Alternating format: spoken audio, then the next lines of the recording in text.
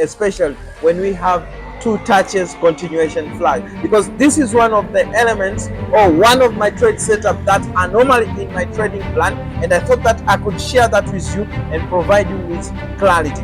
Now, one would have said this is a clear setup that we can really understand. However, it's more of a two touch. And how would I have gotten involved into this particular trade setup?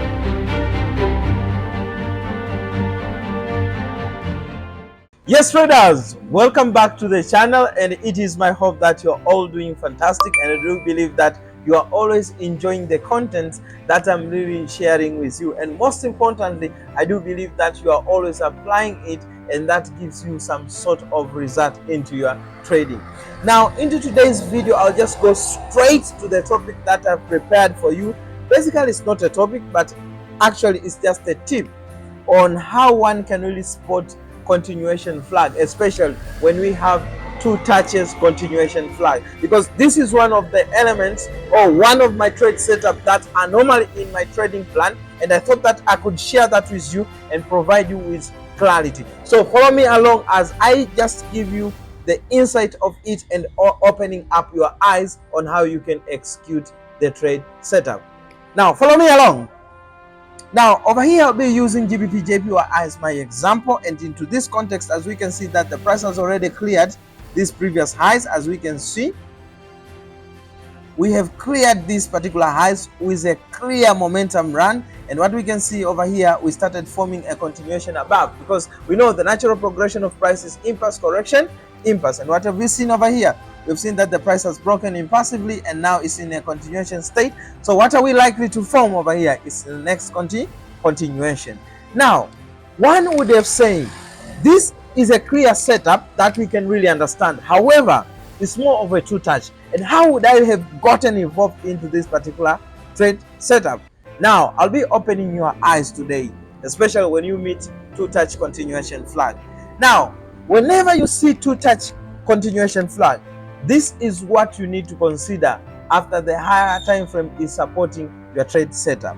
The first number one thing, you have to look on the touches. You should make sure that it has clear two touches at the bottom and two clear touches at the top.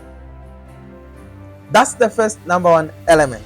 Then secondly, it should have a V shape between the two touches, especially on the bottom or top of it. In this example, will be in the bottom.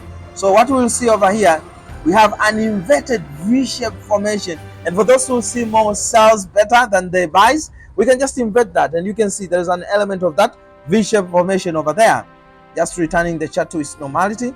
That's the second element. And then the third element into this that you have to really concentrate and have more focus into it is looking on your second touch if we have got a clear rejection candle or a clear retrace candle, because more often than not we also get the opportunity for the risk entries, right? So we need to really concentrate on these small details.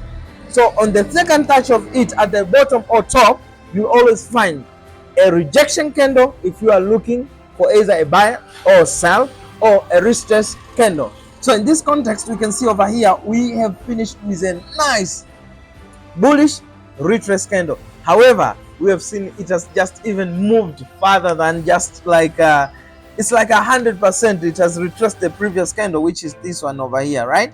Now, one would have asked me, hey coach, how would I have gone about this particular trade setup?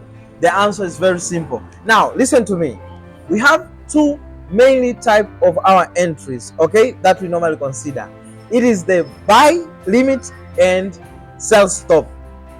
Okay, so we have the stop orders and we have the limit orders, okay, to keep it just simple. Okay, so in this example over here, we would have gone with a limit order.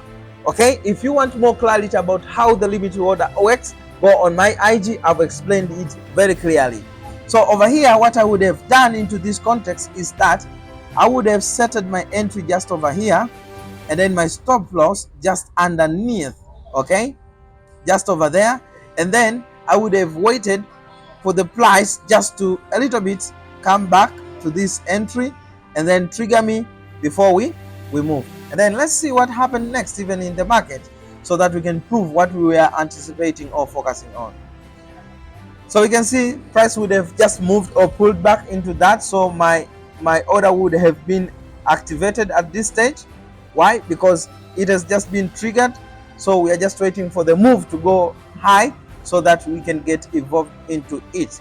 Now from there, I would have been involved, and that's how the price would have played out and how the market would have responded. So hope that you have learned something, and thank you so much for tuning in.